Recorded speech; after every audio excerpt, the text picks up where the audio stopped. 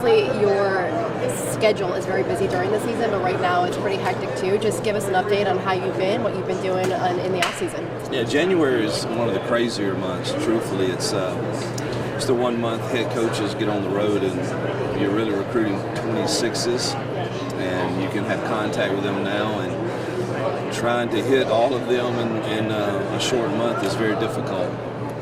Particularly when you have a couple days like we've had this week where our plane couldn't get out, and so I'm a little behind, but it's been good getting out to visit and getting a head start on the 26s, and it's kind of chaotic because all the top guys are being seen by every head coach, and you just want to be the first to get to the school that day, because if you don't, you're way behind because you have to sit in line behind others. But it's our staff's working hard at it, and I think we're off to a good start in 26. For the first time in program history, Auburn will have 2 5-star quarterbacks in that room. As a coach, how do you manage that level of talent coming in this year? Well, I'm excited, and with the 2 quarterbacks we have on campus, they're going to get a ton of reps.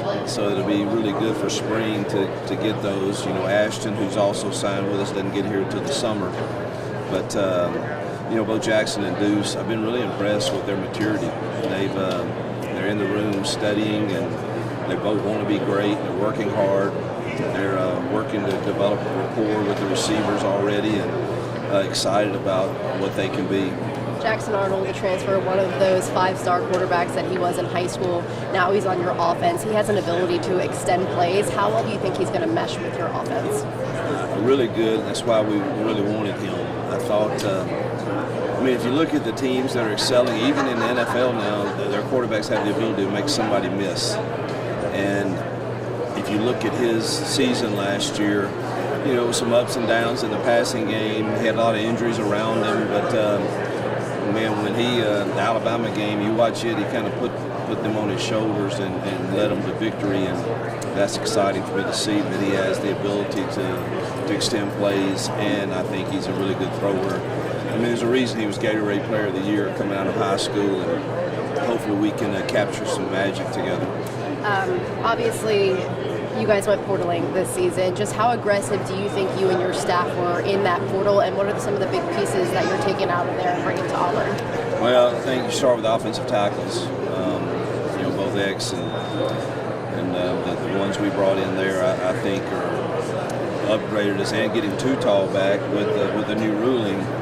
I think we're going to be in the best position we've been, and that allows us to move D. Wade back inside with Jeremiah, who's returning, and Connor, who's returning. So I think we're going to be, deep, and hopefully we'll stay healthy there and be able to play all those guys. So I think it starts up front with them.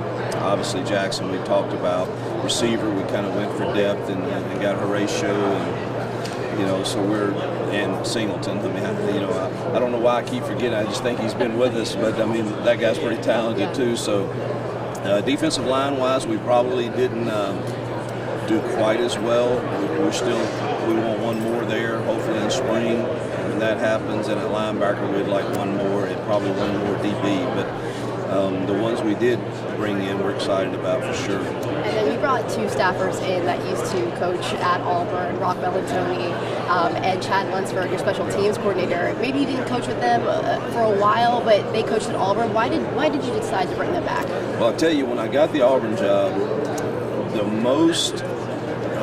the kids, the ones that they fought for was Rock.